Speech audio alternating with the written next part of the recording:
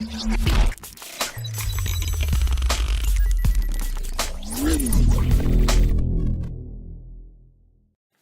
bien salut à tous les amis, c'est Rockstar, j'espère que vous allez bien parce que moi je pète la forme et aujourd'hui j'avais envie de vous faire un autre top 10, donc j'en ai fait pas mal mais en même temps je vous ai parlé de mon top 10 des coasters préférés de cette année mais il y avait un autre top 10 qui s'imposait forcément, c'est mon top 10 des flat rides préférés que j'ai pu rider. Alors je vais pas souvent en fête foraine mais je vais quand même vous donner des attractions de parcs d'attractions.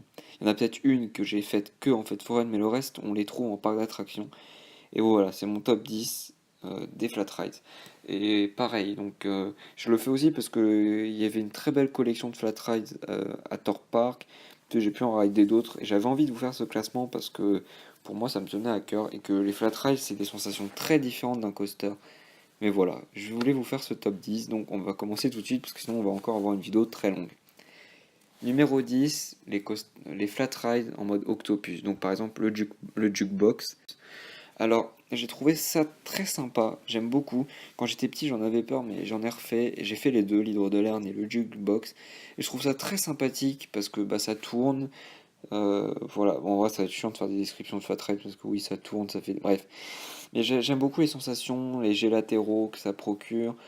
Non, j'aime beaucoup, c'est vraiment sympa et ça accélère pas mal. Alors, avec mon avis, je pense que l'hydre de Lerne est peut-être un petit peu plus puissant que le jukebox de ce que j'ai fait. Mais les deux sont très sympathiques et généralement on n'attend pas trop pour les faire. Et j'ai trouvé ça très chouette. Et j'en ai jamais fait en fait one, mais voilà, je les ai fait dans ces deux parcs et je trouve ça vraiment très sympa comme sensation. Les jets latéraux, j'aime bien quand ça spin aussi, parce que ça procure des petites accélérations. C'est très chouette. Numéro 9, les Flying Carpets, donc le cheval de Troie ou Quantum. Alors, j'ai été très très surpris par ce genre d'attraction. La première fois que j'ai fait, j'ai détesté parce que j'étais pas prêt en fait. Enfin, quand on voit ça de l'extérieur, ça paraît pas dingue. On dirait une sorte de bateau pirate ou un truc comme ça. On se dit, il n'y a pas énormément de sensations. Et j'avais fait le cheval de Troie. Et au final, les sensations sont assez dingues parce que, enfin, je sais pas, les sensations d'être projeté en avant, en arrière, c'est génial. Et moi, j'ai adoré. Et je l'ai refait après. Et j'ai adoré. Et bon, alors il y a des trucs qui sont mieux, hein. C'est pour ça qu'il est que 9ème, mais pourtant c'est des petites sensations super impressionnantes.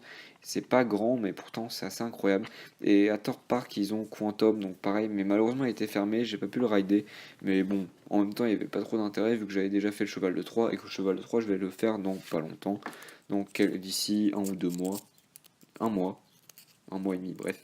Voilà, donc voilà pourquoi il est en 9ème position. Numéro 8, les attractions du genre Discovery ou les Top Spin.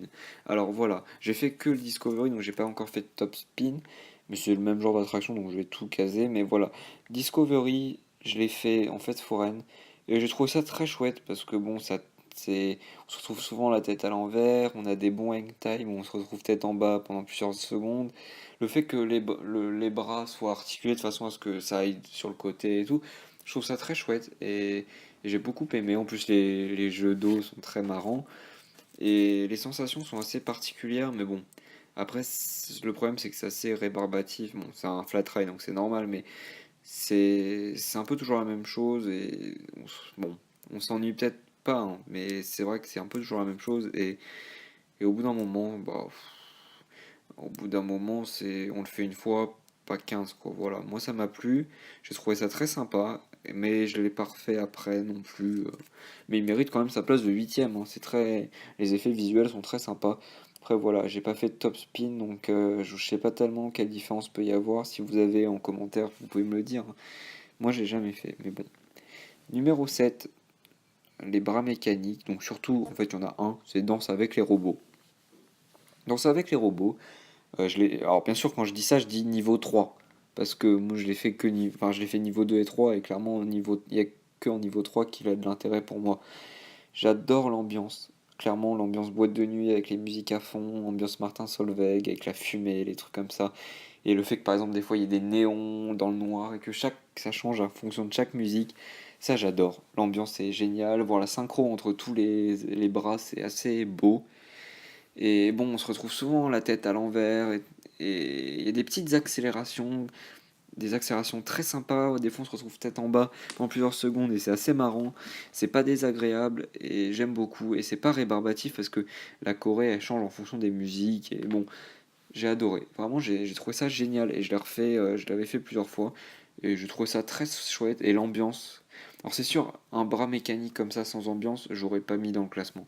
Mais avec toute cette ambiance autour, c'est danse avec les robots et pour moi, en septième position et ça le mérite. Numéro 6, les Top Scans, dont Samouraï à Torpa. Alors j'ai fait Samouraï il n'y a pas très longtemps et j'avais jamais fait de Top Scan et je savais pas trop à quoi m'attendre. Ça part un peu dans tous les sens, on sait pas ce que c'est vraiment et je me suis retrouvé dans Samouraï et bah, j'ai bien aimé, j'ai trouvé ça très très chouette. Bon, on se retrouve, en fait on est un peu perdu, on se retrouve souvent la tête en bas, on sait pas où on est et on sait pas, donc, en fait on peut pas prévoir quel mouvement ça va faire. Bon, après, c'est ça qui est bien, c'est que c'est jamais rébarbatif parce qu'on sait pas où est-ce qu'on va aller, on sait pas dans quel sens ça va aller. Des fois, ça tourne dans un sens, des fois, ça tourne dans l'autre, des fois, on a la tête en bas, des fois, on est sur le côté, et on sait jamais ce qui va arriver. Et je trouvais ça très chouette. Alors, après, c'est vrai que vu que ça va pas très très vite, c'est vrai qu'on peut avoir facilement la nausée à se retrouver en bas, à se retrouver valdinguer dans tous les sens et à une vitesse assez faible. Donc, moi, j'ai jamais la nausée dans les attractions, mais là, j'étais pas forcément très bien en ressortant. Parce que bon, on se retrouve, on sait pas où on va, on se retrouve un peu dans tous les sens. Ça reste quand même très sympa parce qu'on a des hang time sympathiques et non, c'est une attraction très très chouette. On va passer à mon top 5. Alors là, il y en a un qui est un peu bizarre dans ce top 5, mais en même temps, je l'ai mis parce que c'est juste un flat ride que j'apprécie énormément. Numéro 5, la Tour de la Terreur. Alors voilà, encore une fois, vous allez pouvoir dire ouais, c'est pas vraiment flat et tout. Ouais, bah je l'ai mis quand même. Donc c'est mon classement et je fais ce que je veux. Donc respectez un peu ça. Mais je l'ai mis parce que la théma est formidable et que l'attraction en elle-même, tout l'univers de l'attraction est génial. Alors oui, c'est pas forcément une vraie free fall, c'est pas forcément toutes les sensations d'une free fall comme Huracan Condor ou le Donjon de l'Extrême ou ce genre de choses, mais on a quand même des sensations super incroyables. Et on a aussi une théma, un environnement, une histoire, un storytelling, une storyline qui est géniale. Et clairement, c'est pour ça que c'est en cinquième. Parce que cette attraction, bah, je l'ai faite au moins une cinquantaine de fois et que sur les 50 fois, j'ai jamais été déçu. J'ai toujours eu autant de plaisir à la refaire parce que la théma est géniale. Non, franchement, il est top et j'adore. Et les sensations sont faites pour toute la famille et pourtant vous avez quand même des bonnes sensations, une belle théma. Je dis un grand oui. Alors là, on va passer au quatrième. Alors en quatrième, je voudrais parler des Skyfly de chez Gerstlauer, dont Air Meeting, le seul que j'ai fait, mais il y en a plein d'autres dans le monde. Et alors, la première fois, pareil, j'ai eu peur parce que je sais pas, on a une impression d'instabilité et pourtant j'adore. J'adore parce que quand je l'ai refait, faire des vrilles à fond, et on se sent libre, on se sent aller et se retrouver à l'envers. Certes, ça peut donner un peu envie de vomir, mais je sais pas, ça tourne vite et en même temps on se retrouve souvent la tête en bas, coincée. Et le fait que ça tourne, je sais pas, c'est le fait que ça tourne sur un axe qui soit pas vertical mais qui soit vraiment en diagonale, c'est très très très sympa. Et j'adore cette attraction, franchement, je l'ai faite plusieurs fois et bon, le seul problème c'est peut-être son débit parce que bah on se retrouve avec, je sais pas, une dizaine d'avions, 10 12 je sais plus. Et et au final, bah, 12 par 12 bah, c'est long, quoi. On attend longtemps. Et moi, j'ai eu la chance de pas attendre pour le faire. Mais voilà. Et surtout qu'il y a certains avions qui spinent mieux que d'autres. Ceux de devant spinent mieux, forcément, parce qu'ils ont plus de vent. Mais voilà. J'adore les Skyfly et j'aime beaucoup. Mais il y a mieux, il y a mieux. Numéro 3 les Screaming Swing de chez SNS, dont je voulais parler de Rush. Alors, ça, c'est assez rare comme attraction. Enfin, je veux dire, j'en ai pas vu souvent, à part aux États-Unis, il y en a partout, hein, mais en Europe, il y en a pas des masses. Et pourtant, ça reste quand même génial à faire. Moi, je m'attendais à quelque chose de différent et on a des sensations assez incroyables.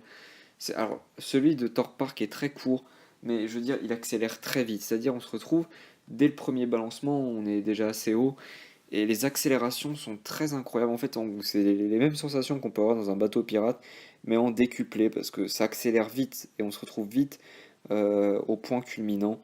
Et c'est vraiment les sensations, l'accélération qu'on a et les petits airtime qu'on se retrouve en haut sont assez magiques. Et c'est dommage que ce soit aussi court à Thor Park parce que c'est une expérience que j'ai adorée et que j'ai pu. D'ailleurs, je crois que c'est le seul flat ride que j'ai refait dans la journée tellement je l'ai aimé. Voilà, donc franchement c'est assez particulier à faire. Ne vous attendez pas à quelque chose de très intense non plus, mais je veux dire c'est très fluide et en même temps il y a des sensations très agréables qui nous donnent une sensation voilà, de liberté et moi j'adore ça. On va passer au numéro 2, les attractions de type disque, boomerang, donc en gros le speed extrême ou vortex. Alors, il y en a plein des modèles mais j'ai décidé de tout mettre dans le même pot parce que c'est le même genre de sensation. Voilà, clairement, j'en ai fait en fait Foreign avant, donc le speed extrême.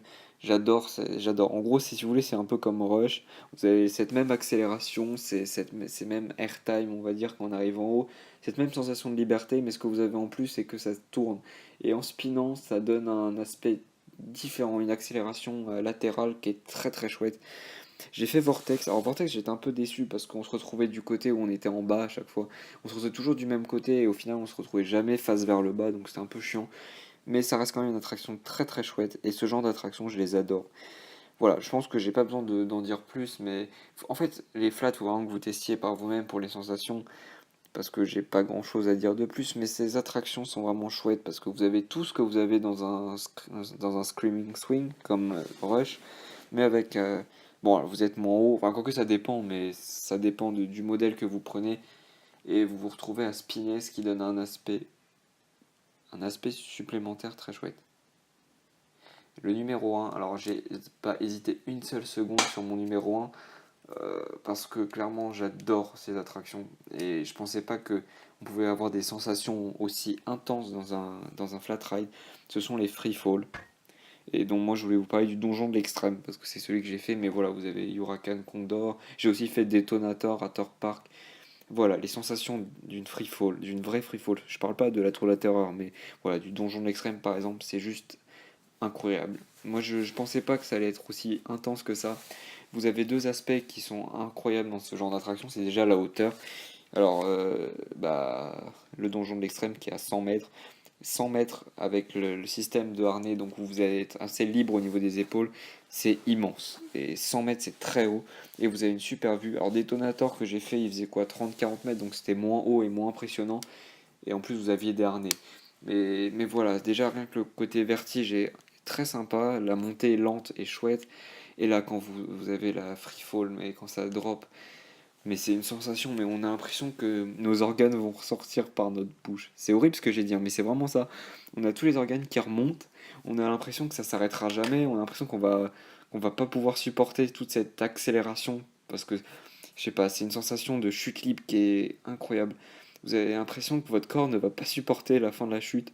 Alors sur Detonator, la chute est très très, c'est très, enfin, c'est pas très haut Detonator, et pourtant la chute est très intense, mais très très courte.